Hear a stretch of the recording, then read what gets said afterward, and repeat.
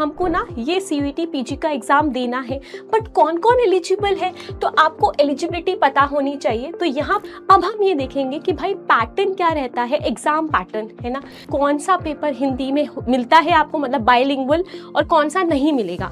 कान आँख सब खुला रखना है कि हम देख पाए कि हाँ अब आपके एप्लीकेशन फॉर्म स्टार्ट हो चुके हैं और आप भर दो, ठीक है, निकल ना जाए। और एग्जाम कब कंडक्ट होता है, तो देखो आप लेके चल सकते हो कि hello everyone, myself Akanksha Tondak and I welcome you all to PWIIT JAM YouTube channel. तो आज इस वीडियो में हम बात करेंगे सीयूईटी पीजी क्या होता है, इसका एग्जाम पैटर्न क्या होता है, सिलेबस, एलिजिबिलिटी क्या होती है। अगर आपको पोस्ट ग्रेजुएशन करनी है तो आपने सोचा है सीयूईटी पीजी देंगे, बट किस सब्जेक्ट से आप दे सकते हो, किसमें आप एलिजिबल हो, उन सब के बारे में हम बात करेंगे। तो स्टार्ट करते हैं हम आज की वीडियो। देखो, सबसे पहले सीयूईटी पीजी होता क्या है। It is a common university entrance test. ये एक एंट्रेंस टेस्ट है, इसमें आपको कोई जॉब नहीं मिलती है ना, इसमें नॉर्मल एंट्रेंस टेस्ट है। किसके लिए, पोस्ट ग्रेजुएशन के लिए। आप बैचलर्स में हो, आपको पोस्ट ग्रेजुएशन करना है, मास्टर्स करना है, तो आप सीयूईटी पीजी देते हो, जो कि एंट्रेंस होता है।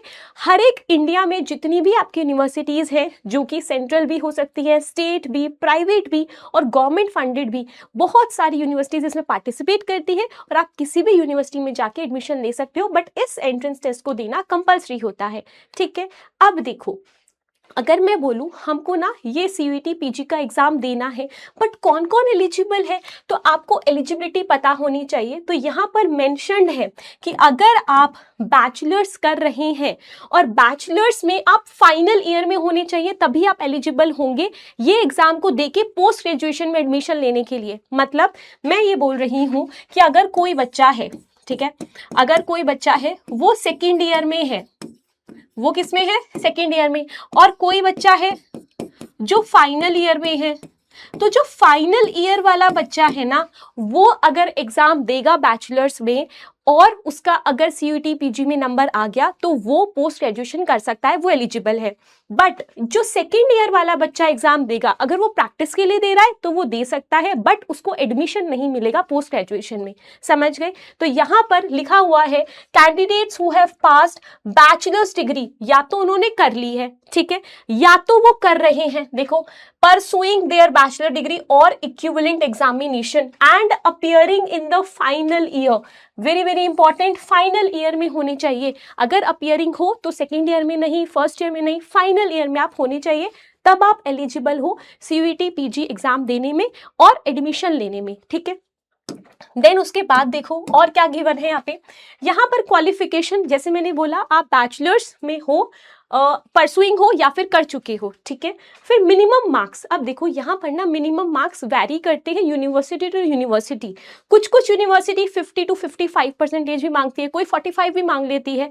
तो आप जब भी आपका जैसे सीयूईटी पीजी हो गया, जब आप भरोगे, जब आप यूनिवर्सिटी देखोगे, तो आपको यूनिवर्सिटी के अकॉर्डिंग अपने मार्क्स देखने होते हैं कि बैचलर्स में मिनिमम वो इतने मांग रहा है, ठीक है, तो वैरी करता है। देन फाइनल ईयर स्टूडेंट्स, हाँ जी वो तो दे ही सकते हैं। देन एज लिमिट क्या है, हाँ जी यहाँ पे कोई भी एज लिमिट नहीं है, नो स्ट्रिक्ट एज लिमिट, कोई भी एज लिमिट यहाँ पे नहीं है, ठीक है। तो आप सीयूईटी पीजी कभी भी दे सकते हो किसी भी एज में। अब देखो नेक्स्ट है कि अब मुझे सीयूईटी पीजी पता लग गया कि कौन कौन एलिजिबल है, जो कर रहा है या फिर जो कर चुका है, और फाइनल ईयर में होना चाहिए अगर कर रहा है बैचलर्स। बट अब मैं किस किस सब्जेक्ट में कर सकती हूँ, है ना, किस किस सब्जेक्ट्स में कर सकती हूँ। तो यहाँ पर मैंने ना कुछ थोड़े से ही सब्जेक्ट लिखे हैं, बहुत सारे सब्जेक्ट सीयूईटी पीजी करवाता है। अगर मैं बोलूँ सीयूईटी पीजी के अंडर 150+ सब्जेक्ट आते हैं, यहाँ पर 40 लिखा है ना, नहीं, बेसिकली इट इज 150+। अभी मैंने यहाँ पे पूरी लिस्ट भी दिखाई है, आप देखोगे आपको जो जो आपके अकॉर्डिंग आपके सब्जेक्ट्स हैं, आप देख सकते हो कि क्या उनमें पोस्ट ग्रेजुएशन हो रही होगी, तो आप ले सकते हो सीयूईटी पीजी में, आप एंट्रेंस दे सकते हो और फिर आप अपना एडमिशन कर सकते हो अगर आपने वो क्रैक कर लिया। तो देखो यहाँ पे कुछ मैंने बस मेंशन किए हुए हैं कि देखो मैथमेटिक्स में कर सकते हो, फिजिक्स में, केमिस्ट्री में, बायोटेक में, जूलॉजी में। तो सीयूईटी पीजी एग्जाम इन सब में हो सकता है, बिल्कुल हो सकता है, पढ़ लीजिए आप, ठीक है। देन उसके बाद MBA, English, history, computer science, geography, ये सब है। अब यहाँ पर मैंने प्रॉपर आपके लिए एक ही लिस्ट प्रिपेयर कर रखी है। आप अपने हिसाब से जो जो आपकी स्ट्रीम है उसके हिसाब से आप देख सकते हो कौन कौन से सब्जेक्ट में सीईटी पीजी का एग्जाम आप दे सकते हो। तो देखो कॉमन में ये सब है, ठीक है, ये सब कॉमन प्रोग्राम्स हैं, आप देख सकते हैं। ह्यूमैनिटीज में ये सब है, देखो home science, geography, fine arts, इन सब में आप सीईटी पीजी दे सकते हो। तो देखो ये सारे इसमें आ गए, आप गो थ्रू कर सकते हो, ठीक है। फिर उसके बाद ये पीडीएफ आपको मिल जाएगी। देन लैंग्वेजेस, सी लैंग्वेजेस में सारी लैंग्वेजेस हैं जो आप सीईटी पीजी दे सकते हो। ये सारी लैंग्वेजेस हैं, कितनी सारी लैंग्वेजेस हैं, बहुत सारे हैं। देन उसके बाद साइंस अगर मैं बोलूँ, देखो एग्रीकल्चरल साइंस, क्रिमिनोलॉजी, इन सब में आप सीईटी पीजी दे सकते हो। This is also your science, ठीक है। Then for M Tech and higher sciences, ये वाला कॉलम है कि एमटेक और हायर साइंसेज में ये सारे आपके सब्जेक्ट्स आते हैं, इनमें आप सीईटी पीजी देकर आप पोस्ट ग्रेजुएशन में एडमिशन ले सकते हो। देन आचार्य में ये सारे प्रोग्राम्स आते हैं, ठीक है, आप गो थ्रू कर सकते हो अपने अपने हिसाब से, अपने अपनी स्ट्रीम के हिसाब से, ठीक है। चलो अब देखो नेक्स्ट, हमने ये देख लिया कि एलिजिबल कौन है, हमने ये भी देख लिया कि सब्जेक्ट्स कौन कौन से हमको मिल रहे हैं कि हम जिसमें अपना टेस्ट दे सकते हैं, है ना। अब हम ये देखेंगे कि भाई पैटर्न क्या रहता है, एग्जाम पैटर्न, है ना। तो एग्जाम पैटर्न क्या होगा और मार्किंग स्कीम क्या होगी। सीईटी पीजी जो हम एग्जाम देने जा रहे हैं, हमें ये भी तो पता होना चाहिए ना कि क्या पैटर्न रहेगा और क्या मार्किंग स्कीम रहेगी। तो देखो सबसे पहली बात, कंडक्टिंग बॉडी कौन है, एनटीए, है ना, नेशनल टेस्टिंग एजेंसी, वो ये एग्जाम कराती है। Then exam name CET PG 2027 को हम टारगेट कर रहे हैं, तो मैंने वही लिखा हुआ है, ठीक है। एग्जाम मोड क्या रहता है, सीबीटी मोड है, कंप्यूटर बेस्ड है, ये ऑफलाइन नहीं होता, ऑनलाइन होता है, कंप्यूटर पे होगा, मस्त, ठीक है। देन ड्यूरेशन 1.5 आवर की रहती है, दैट इज 90 मिनट्स, 90 मिनट्स की होगी, आपको 1 आवर 30 मिनट्स दिए जाते हैं। कितने क्वेश्चंस के लिए, 75 क्वेश्चंस के लिए। और ये आपका सब्जेक्ट स्पेसिफिक होता है, जो जैसे अगर मैं बोलूँ केमिस्ट्री, बायोटेक, लाइफ, कुछ भी, तो आप वहाँ पर उसी सब्जेक्ट का आपको 75 क्वेश्चंस मिलेंगे। और पर क्वेश्चन आपके अगर मैं बोलूँ करेक्ट ही कितने मार्क्स होते हैं, 4 मार्क्स होते हैं, दैट इज ह्यूज मार्क्स, ठीक है। तो देखो 4 marks, that is the correct one. और अगर गलती करी तो हाँ जी, गलती करने पे नेगेटिव है, दैट इज -1। तो ये देखना कि बहुत ज़्यादा आप कह सकते हो कि वैरी कर जाता है बच्चों में मार्किंग का जब भी सिस्टम आता है। क्यों? क्योंकि अगर किसी ने 2 भी करेक्ट कर दिए तो 8 मार्क्स का डिफरेंस हो गया, है ना, बहुत ज़्यादा डिफरेंस हो जाता है। तो +4 and -1 is the incorrect one. और 300 मार्क्स का पेपर है, क्योंकि 75 क्वेश्चन है, तो 300 मार्क्स का टोटल पेपर आता है। और एमसीक्यूज होते हैं सारे, ठीक है, सारे मल्टीपल चॉइस होते हैं। और यहाँ पर मैं बोलूँ कि लैंग्वेजेस, देखो बच्चों को ना बहुत ज़्यादा ये कंसर्न रहता है कि मैम हम हिंदी में ही पढ़े हैं, हमको हिंदी ही आती है, हमने अब तक हिंदी में किया है, बैचलर्स में हिंदी में हो गई, अब हमको ना पोस्ट ग्रेजुएशन में हिंदी में चाहिए, तो क्या हम हिंदी में ही प्रिपेयर कर सकते हैं? तो हाँ जी, सीयूईटी पीजी में ना बहुत सारे पेपर्स हिंदी में भी होते हैं। तो देखो यहाँ पर मैंने लिखा हुआ है कि कौन सा पेपर हिंदी में मिलता है आपको, मतलब बाइलिंगुअल, और कौन सा नहीं मिलेगा।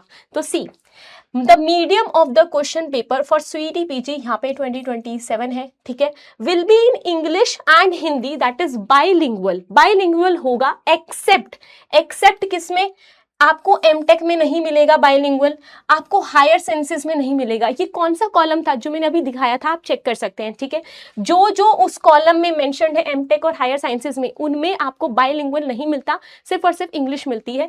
लैंग्वेजेस बाइलिंगुअल नहीं होती, लैंग्वेजेस का पेपर बाइलिंगुअल नहीं आता, लैंग्वेजेस जो जो मेंशन थी कॉलम में उनमें बाइलिंगुअल पेपर नहीं आएगा। देन आचार्य पेपर्स में भी बाइलिंगुअल पेपर नहीं आता, पर हाँ इनमें आता है, हिंदू स्टडीज में आएगा बाइलिंगुअल पेपर, बुद्धिस्ट में आएगा बाइलिंगुअल पेपर, बुद्धिस्ट स्टडीज में, एंड इंडियन नॉलेज सिस्टम में भी बाइलिंगुअल पेपर आएगा, ठीक है, समझ गए सारे। देन उसके बाद यहाँ पर फिर से लिखा गया है, देखो एमटेक और higher sciences will only be in English. M Tech का और हायर साइंसेस का पेपर सिर्फ और सिर्फ इंग्लिश में होगा, वो बायलिंगुअल आपको नहीं मिलेगा। Then papers for humanity, science जैसे physics, chemistry, mathematics, biotech, humanities, arts, fine arts, ये सब, एंड कॉमन सब्जेक्ट्स जो भी मैंने आपको दिखाई थी कॉलम में, उन सब में बायलिंगुअल पेपर मिलता है, इंग्लिश एंड हिंदी मिलता है। आप हिंदी में प्रिपेयर कर सकते हैं, आपको पेपर हिंदी में मिलेगा, ठीक है, समझ गए सारे।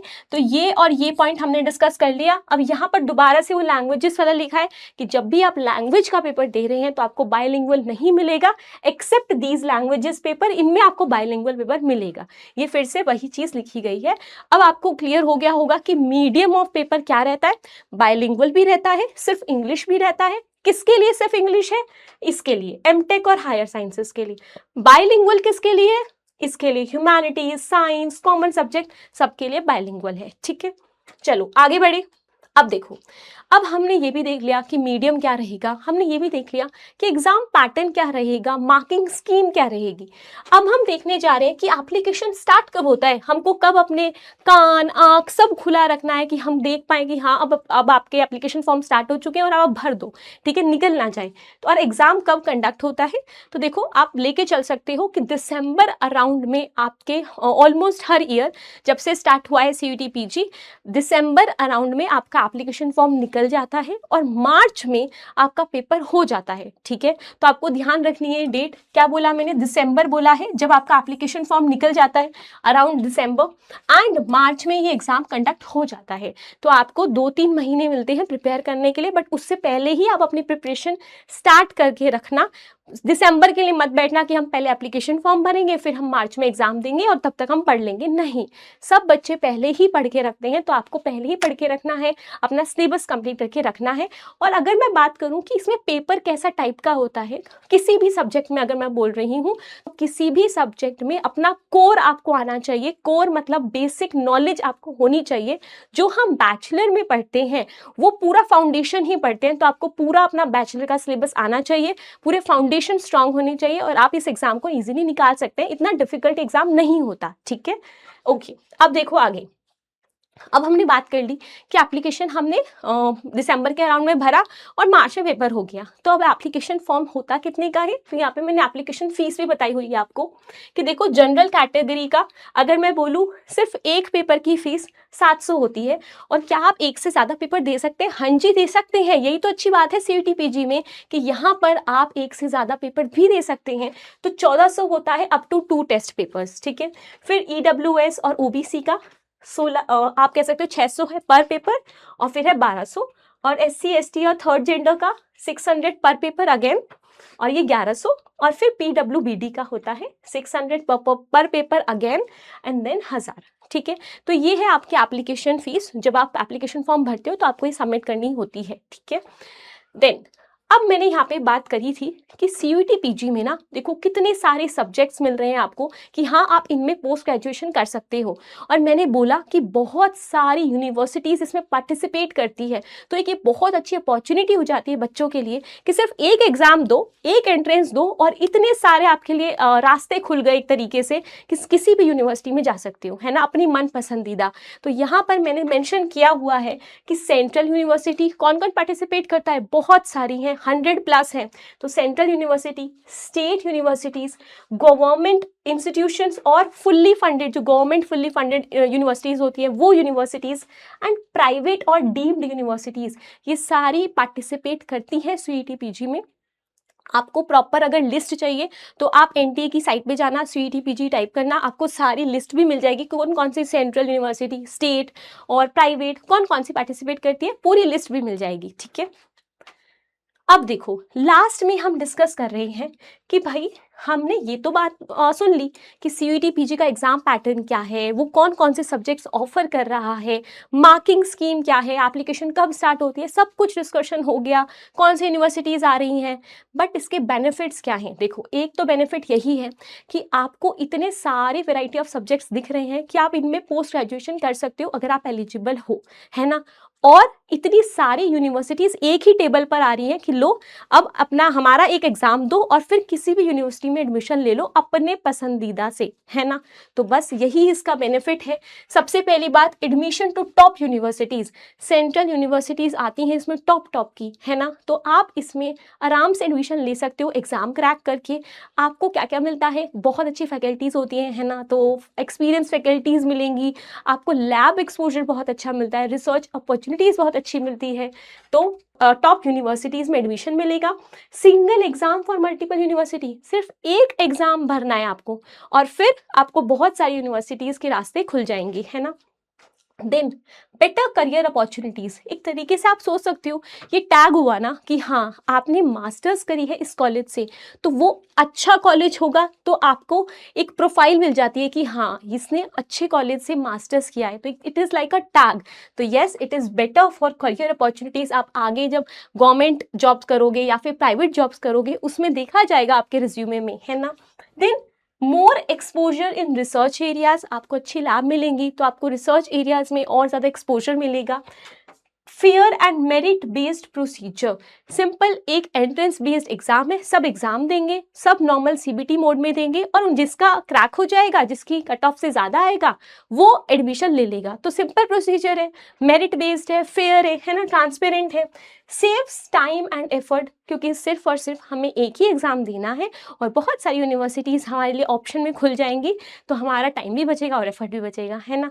तो यहाँ पर हमने ये पूरा डिस्कस किया है सीयूईटी पीजी के बारे में कि सीयूईटी पीजी होता क्या है, उसकी एलिजिबिलिटी क्या है, एग्ज़ाम पैटर्न क्या है, आपको कौन कौन से सब्जेक्ट्स मिल रहे हैं, कौन कौन सी कह सकते हो यूनिवर्सिटीज़ आ रही हैं एक ही टेबल पे आपको ऑफर करने के लिए कि हाँ ये वाली यूनिवर्सिटी में भी आप पोस्ट ग्रेजुएशन कर सकते हैं। बस उसके लिए आपको क्या करना होगा, दिसंबर अराउंड में आपके एप्लीकेशन फॉर्म निकलते हैं, आपको वो फिल करने होंगे और मार्च तक जम के मेहनत करनी है, अपने बेसिक स्ट्रांग रखने हैं, फाउंडेशन स्ट्रांग रखनी है। जो बैचलर तक किया है वही सिलेबस होता है, आप सिलेबस देख सकते हैं साइट पर जाके अपने अपने स्ट्रीम के अकॉर्डिंग, तो वही आप सिलेबस तैयार करो और मार्च में एग्ज़ाम दो, अच्छी रैंक लाओ और फिर अपनी पसंद की यूनिवर्सिटी में पोस्ट ग्रेजुएशन कर लो, है ना, सिंपल है ना।